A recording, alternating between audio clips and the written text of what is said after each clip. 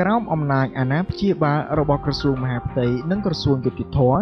គម្រោងសិទ្ធិទទួលបានយុត្តិធម៌របស់ជនជាតិដើមភាគតិចដែលហៅថា Access to Justice for Indigenous People Project ដោយមានការសម្របសម្រួលខាងផ្នែកធនធានថវិកានិងបច្ចេកទេសពីទីភ្នាក់ងារអភិវឌ្ឍសហប្រជាជាតិដែលហៅកាត់ថា UNDP តាំងពីឆ្នាំ2007មក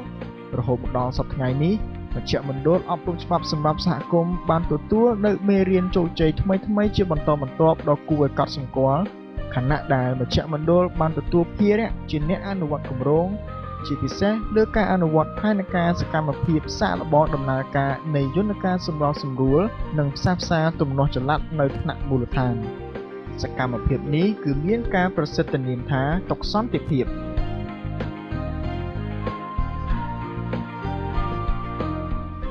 តុសន្តិភាពគឺជាសកម្មភាពចម្បងទី4នៅក្នុងចំណោមសកម្មភាពចម្បងទាំង4របស់គម្រោងហើយដែលសកម្មភាព3ផ្សេងទៀតនោះគឺរួមមាន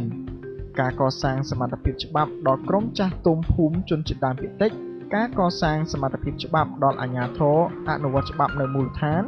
និងការផ្ដល់សេវាកម្មផ្នែកច្បាប់ទៅដល់ក្រុមគោលដៅរបស់គម្រោងដែលជាជនជាតិដើមភាគតិច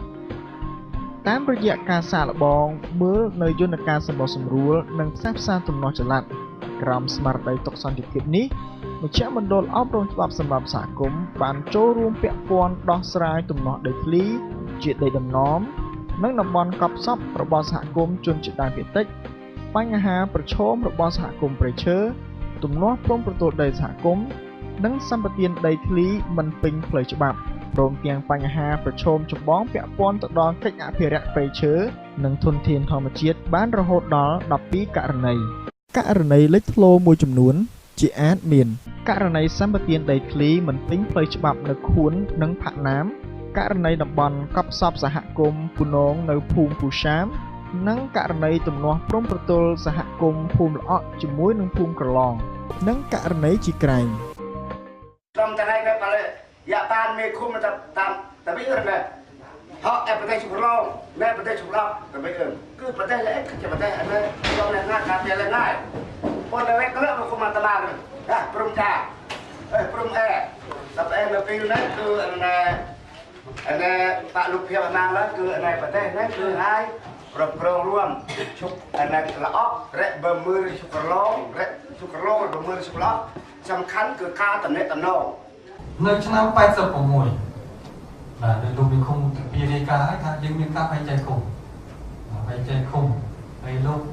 អាណាទឹកនៅនេះលោកសួរថានៅពេលបែងចែកឃុំនោះគេបែងចែកតែតំបន់រដ្ឋបាលនេះគឺគេបែងចែកទាំងដីតាមពិតគឺបែងចែកទាំងដីជាការពិតតុសន្តិភាពត្រូវបានប្រមាលមើលឃើញនៅលក្ខណៈពិសេសនិងភាពសមស្របនៃវប្បធម៌ផ្សះផ្សាទំនាស់បែបបុរាណដែលជាប្រពៃណីដោះស្រាយទំនាស់របស់ខ្មែរដ៏ល្អប្រពៃហើយដែលនៅក្នុងនោះមានការសំយោគនៅវិធីនៃការប្រមូលផ្ដុំភាគីទំនាស់និងអ្នកពាក់ព័ន្ធឲ្យជួបជុំគ្នាការប្រមូលផ្ដុំនិងបំព្រួយអង្គហេតុសង្ខេបព្រមទាំងការតាក់ទាញឲ្យមានការចូលរួមគាំទ្រពីសំណាក់អាជ្ញាធរមានសមត្ថកិច្ចពាក់ព័ន្ធទាំងអស់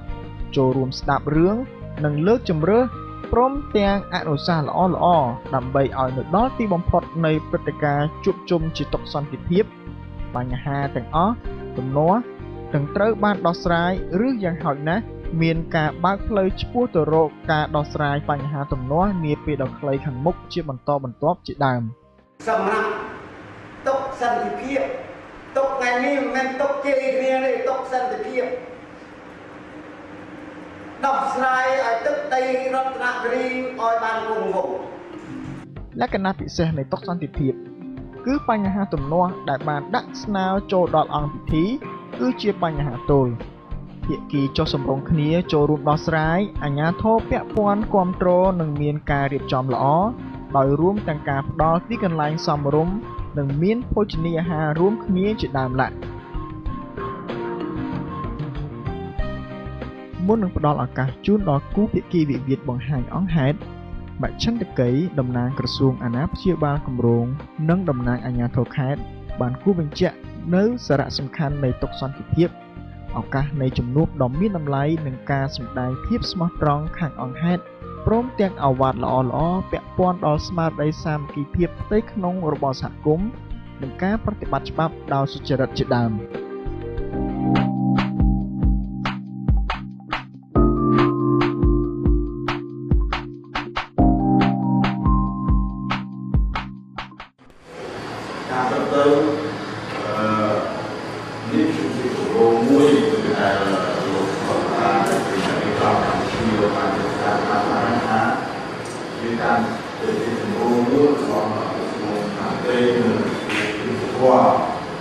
ឈុតឆាកជាក់ស្ដែងនៃការដោះស្រាយជម្លោះ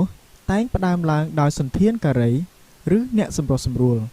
ដោយការនិយាយយោងទៅលើសារៈសំខាន់នៃការចូលរួមពីគ្រប់គូភាគីវិវាទនិងអ្នកពាក់ព័ន្ធជាពិសេសតំណាងថ្នាក់ក្រសួងនិងថ្នាក់ខេត្តជាដើមឡាក់ បច្ចុប្បន្នទូទៅយើងខំដោះស្រាយយ៉ាងណាតែថាមកនេះនៅតែការការឡើងពីឆ្នាំទៅឆ្នាំ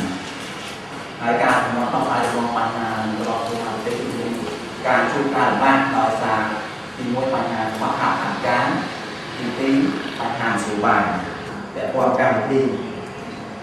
តបសន្តិភាពនេះគឺជាឱកាសមួយដែលយើងលើកយកបញ្ហាមកដាក់លើតុពិភាក្សាគ្នាលើកយកបបតែបានគ្នាក្នុងចិត្តមកបងប្អូនមកដាក់លើតុនិយាយភាសាគ្នាហើយអាញាធិបតេយ្យឆ្នាំធ្វើការរកស្រាយអ្វីដែលជាចំហរបស់បងប្អូនជារដ្ឋដោយសារការអង្ការទៅខាងយើងមានសារៈសំខាន់អ្នកជំងឺត្រូវរៀបមកប្រាប់ពីមូលដ្ឋានការជំងឺដើម្បីពេលដាក់តាមចំហើយតែcònការដោះស្រាយចំនួនជាសារនៅថ្ងៃដែលយើងសូមបានជាពីមួយនិយាយអ្វីដែលជាការពិតជាក់ស្ដែង ចឹងថាក្នុងការគ្រប់គ្រងនឹងរួមត្រាប់តែខ្លួនឯងជាអ្នកគ្រប់គ្រងបានល្អអញ្ចឹងតើឡាមានខ្មោចក្នុងភូមិនឹងហើយបើមានខ្មោចពីក្រៅទៅមានខ្មោចពីភូមិនឹងវាទៅទៅជាខ្មោចក្នុងភូមិនឹងគាត់ខ្មោចពីក្រៅចូលទៅប៉ុន្តែខ្មោចក្នុងភូមិគេអត់ទទួលគឺមិន អត់បញ្ហាទេបើថាបងប្អូនថានិយាយទៅបងមកបើដៃនឹងថាប្រមព្រៀងឲ្យខាងខ្ញុំអភិវឌ្ឍជួយបងប្អូននិយាយមកតែអោយវិតគាត់អត់មិនអោយទេមិនបាក់ទេមិនបាក់ទេអត់វិតគាត់កុំឲ្យថាជួបអង្គការនិយាយសេជួបខ្ញុំនិយាយសេបងខ្ញុំអត់ចេះទៅតែជួបដៃនោះមិនមែនថាខ្ញុំទៅដឹងដៃណាជួបបងអោយទៅនាំទៅវិញទៅជួបទៅនេះជួប mình toàn ban chung chung như đây ở mà thu mà lâu nhưng trôi chứ sao tự nhiên nhận là có trong những khát trở mình về đó vô ở buôn cho mẹ film lấy buôn cho nó chua lăng cái chỗ chua lăng gì là có bác cái gì đó dương khởi quân dương trong liên trong bang có ổn đầu cao thà là có họ không bàn mình ban đi thì trong liên có hao con liên cảnh với tha sở đi mình đi quen nên là lâu non mình mang tha tận mà không bay của quán đấy tao cảm bó còn thai xa cái thai đó không mà làm thai xa được ta đã có những đặc lo không lâu chỉ một lâu không thai xa hàng ta một cái kiểu là dương là cả của bạn của quán trong của nó trong khung này ta thai con có được rồi mà thôi bay ram hát rồiจะร้องทักram hát mà cô hỏi như này ram coi hát mà bạn nhiều còn ta ram coi nhiều rồi cái lúc trong chuối có thêm được cùi trong này ជាទូទៅគូភាគីរបស់សហគមន៍តែមានចំហររំពឹងក្នុងការការពារប្រយោជន៍របស់ផងគេ បើមិនយល់ដំណាំសួរឲ្យអ្នកបកស្រាយថា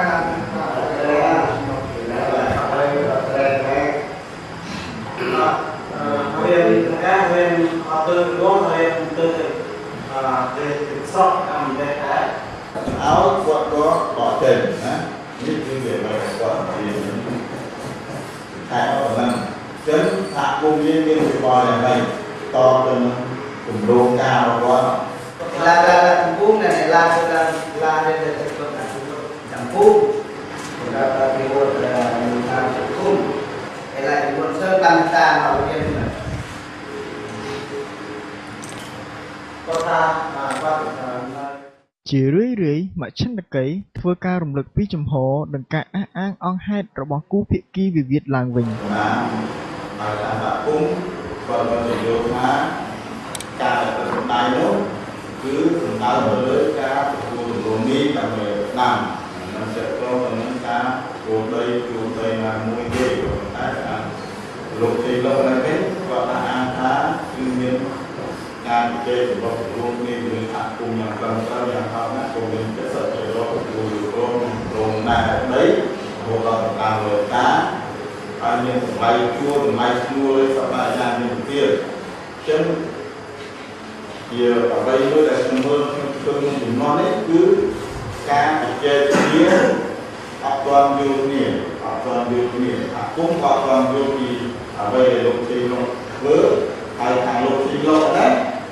ក៏យល់ទៅតាមអ្វីនោះដែលខ្លួនឯងគិតមានធ្វើអីអាគុំយល់ត្រង់នោះតែអាគុំអត់ដឹងទេការបូកសរុបជារឿយៗរបស់សន្ធានការីគឺជួយឲ្យអង្គហេតុនិងសំណើជាក់លាក់អាចត្រូវបានលាតត្រដាងឡើងដោយឡែកករណីខ្លះតួនាទីនេះត្រូវបានផ្ទេរទៅជំនួយការសំណួរមួយដែលគួរបញ្ជាក់ថាតើគ្រួសារនៃជីក្រែងពិតជាកាន់កាប់ស្បែកខ្លានៅក្នុងតំបន់164គ្រួសារប្រកបឬទេហើយតើអន្លង់សំណនិងស្ពានថោកដែលស្រោមសហគមន៍ដឹកនាំដោយលោកជាអឹមនិងលោកលីសវីនេះក្រៅពីលោកជាគ្រួសារជាអឹមនិងក្រៅលោកគ្រួសារលោកលីសវីនេះប្រមាណគ្រួសារទៀតប្រមាណសពគ្រួសារទៀតដែលបានកាន់កាប់និងកំពុងកាន់កាប់នៅនឹងដែរបើសិនជាយក175មួយគ្រួសារមកទម្លាក់នៅក្នុងនេះជានេះថាទំហំដី164ហិកតាហ្នឹងជ្រាបរហូតដល់ក្រោមកន្លះហិកតាក្រោមកន្លះនៃកន្លះហិកតាទៅទៀតនឹងបើយើងមើលតក្កភាពរបស់វាអញ្ចឹងសូមបកគលជូនលោកសន្ធានការីវិញដើម្បីលោកធ្វើមូលវិចារនៅលើនេះដើម្បីអង្គប្រជុំបានគិតថាតើអ្វីស័ក្តិសមនឹងនិយាយព្រោះទំហំនៃការប្រជុំនេះអាចនៅឃ្លានឆ្ងាយប៉ុន្តែក្រុមការងារមានការសប្បាយចិត្តក្នុងការដែនកំណត់មិនមែន400ហិកតាគឺ164ហិកតាសូមអរគុណរឿងនេះគឺជារឿងមួយ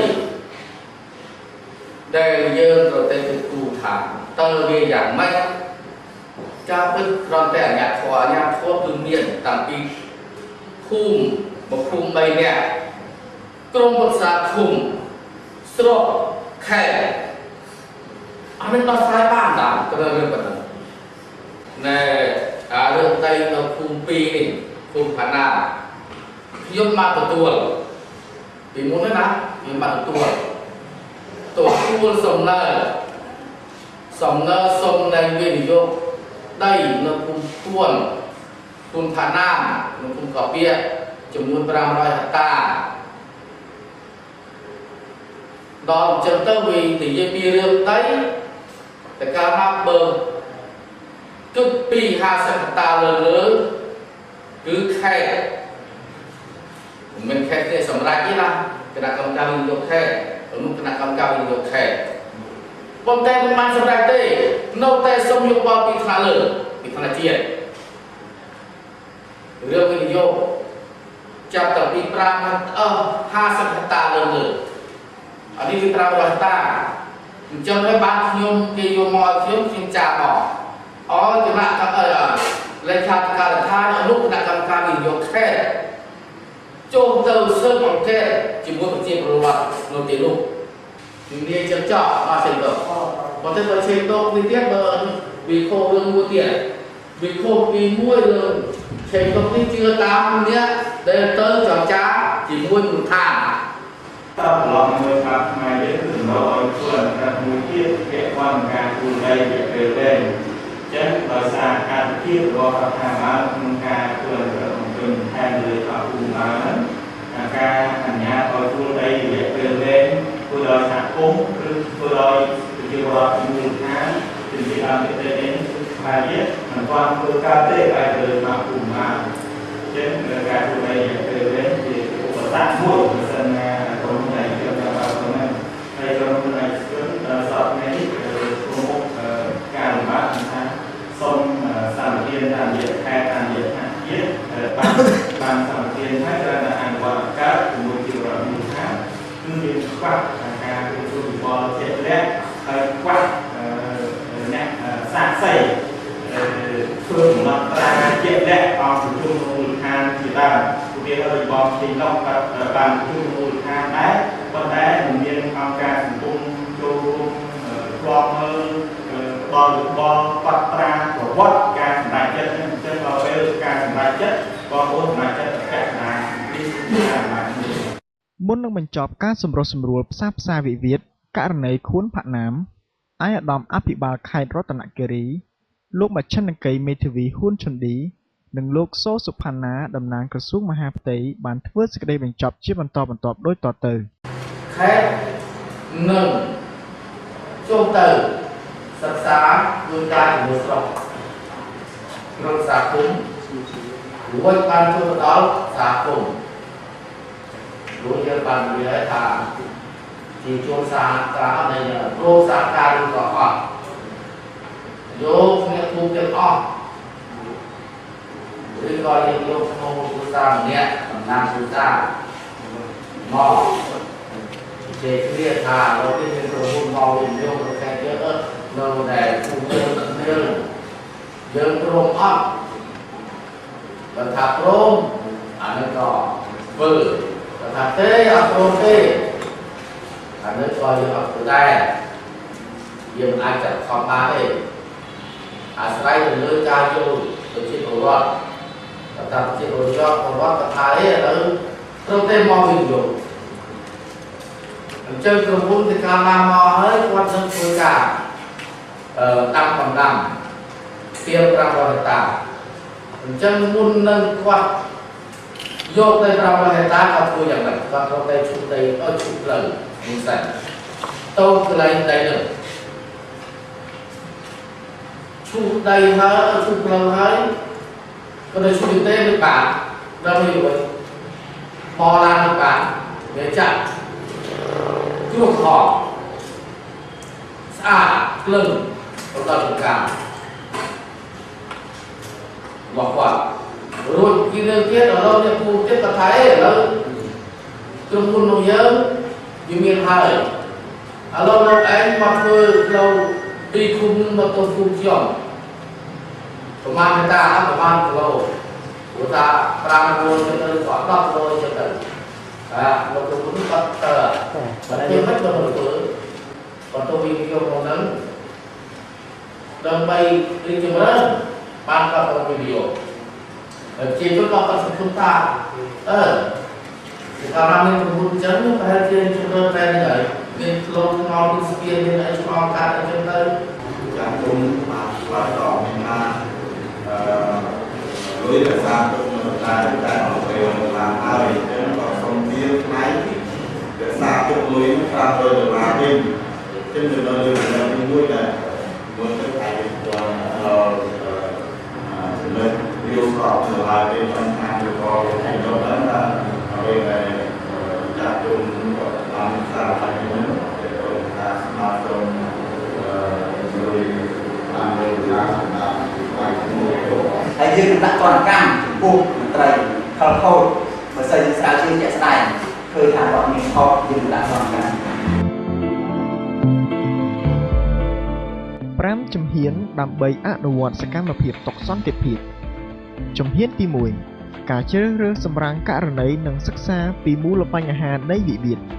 ជំហានទី2ការចោះជួយភាគីវិវាទនិងពិគ្រោះយោបល់ជាមួយអាជ្ញាធរពាក់ព័ន្ធជំហានទី3ការរៀបចំសំណើអនុវត្តសកម្មភាពតុសន្តិភាពជាក់ស្ដែងជំហានទី4ដំណើរប្រព្រឹត្តទៅនៃតុសន្តិភាពនិងលទ្ធផលជំហានទី5ការអនុវត្តលទ្ធផលតុសន្តិភាពដោយក្រុមការងារចម្រុះរវាងអាជ្ញាធរមានសមត្ថកិច្ចជាមួយនឹងដៃគូអង្គការសង្គម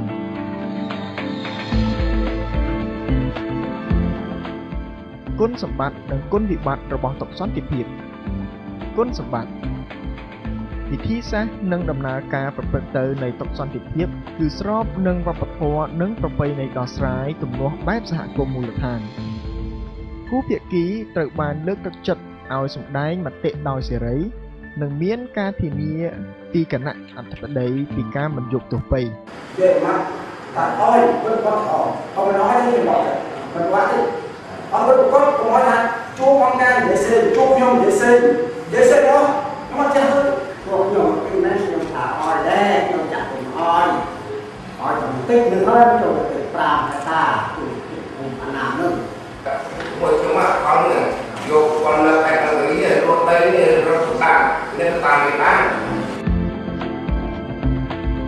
សន្តិភាពបើកឲ្យគូភាគីបានជួបគ្នានិងបដូរមតិព្រមទាំងការចែករំលែកនូវផលប្រយោជន៍ដោយមានការយោគយល់គ្នាហើយករណីមិនសុខចិត្តគូភាគីអាចត្រូវបានតម្រង់ទិសឲ្យប្រើប្រាស់ប្រព័ន្ធយុត្តិធម៌ផ្លូវការគុណវិបត្តិអាជ្ញាធរថ្នាក់ខេត្តមួយចំនួនមិនទាន់ទទួលស្គាល់ទាំងស្រុងនៅឡើយនៅលទ្ធភាពអន្តរាគមន៍ដោះស្រាយតាមរយៈតុសន្តិភាពព្រោះសំអាងថា NGO គ្មានសមត្ថកិច្ចចូលពាក់ព័ន្ធក្នុងការដោះស្រាយទំនាស់ជាពិសេសទំនាស់ដីធ្លីខ្វះក្របខ័ណ្ឌច្បាប់បើកផ្លូវឲ្យមានលំនាំដោះស្រាយចំនួនតាមរយៈក្រុមចល័តចម្រុះទូយ៉ាងដូចជាតុសន្តិភាពនេះហើយគាត់ថាដីខ្មៅដួងបានអីបើនៅខេត្តនៅអីហេនេះកន្លែងណាឡើងមកទៅមើលខេត្តនេះកន្លែងអង្គការណាតែរឿងលក់ដូរអីណាលក់អីណាប៉ុន្តែរឿងផ្សេងគ្នាបងបងរឿងផ្សេងគ្នាបងកុំរឿងណាលក់ណាលក់ប៉ុន្តែរឿងនេះអត់បងនិយាយចឹងទៅជាមួយខ្លួនខេត្តផ្សេងនេះមិនអាចលក់ទេដីកំថយនេះតែរឿងកន្លែងផ្សេងបងមិនដឹងទេចឹងណាខ្ញុំយុទ្ធសាស្ត្រសម្របតាមបរិបទសង្គមទី1ក្តាប់ឲ្យបានច្បាស់លាស់ពីកង្វះលទ្ធភាពអន្តរាគមន៍ដោះស្រាយករណីទំនាស់ដែលជាទូទៅតែងតែកើតចេញពីភាពមិននិយមប្រើប្រព័ន្ធដោះស្រាយទំនាស់ផ្លូវការរបស់ប្រជាពលរដ្ឋកង្វះការជឿជាក់លើអាជ្ញាធរសមត្ថកិច្ចការមិនព្រមខិតជិតគ្នារបស់គូភាគីកង្វះធនធាននិងលទ្ធភាពស្វះស្វែងរកការដោះស្រាយទំនាស់ព្រមទាំងមានភាពមមាញឹកដ៏ហួសហេតុពេករបស់អាជ្ញាធរសមត្ថកិច្ចជាដើមឡើយទី2ប្រមូលផ្តុំរាល់ព័ត៌មានសំខាន់ៗដែលពាក់ព័ន្ធនឹងករណីទំនាស់និងភាគីទំនាស់ហើយដែលអាចនាំឲ្យមានការសន្និដ្ឋានពីលទ្ធភាពឆ្ពោះទៅរកដំណោះស្រាយបញ្ហាឬលទ្ធផលដែលអាចប៉ាន់ប្រមាណបានជាមុនទី3ជាយាមកំណត់ឲ្យបាននៅដែននៃទំនាស់ផលប្រយោជន៍និងចំណុចប្រសពនៃភាពអាចចែករំលែកផលប្រយោជន៍បានរវាងគូភាគីទំនាស់ទី4ជាយាមឲ្យអស់ជម្រើសធ្វើការបញ្ចុះបញ្ចូលឲ្យមានការបើកឱកាសសហការពីសំណាក់អាជ្ញាធរពាក់ព័ន្ធទាំងអស់ដោយរួមទាំងគណៈគ្រប់គ្រងនៃអាជ្ញាធររដ្ឋបាលក្រោមថ្នាក់ជាតិដូចជាថ្នាក់ខេត្តក្រុងស្រុកខណ្ឌឡាក់ដើម្បីលើកករណីទំនាស់មកដោះស្រាយទី5គ្រប់គ្រងដំណើរប្រព្រឹត្តទៅនៃកិច្ចពិគ្រោះយោបល់ដោយតុសន្តិភាពដោយលើកទឹកចិត្តឲ្យគូភាគីសម្ដែងឲ្យអស់នៅរាល់កង្វល់និងការចង់បានហើយរក្សាបាននៅផលប្រយោជន៍រួមទាំងរវាងភាគីទំនាស់និងទាំងផលប្រយោជន៍សង្គមលើរាល់សំណើរបស់ភាគីឬអ្នកចូលរួមផ្សេងៗ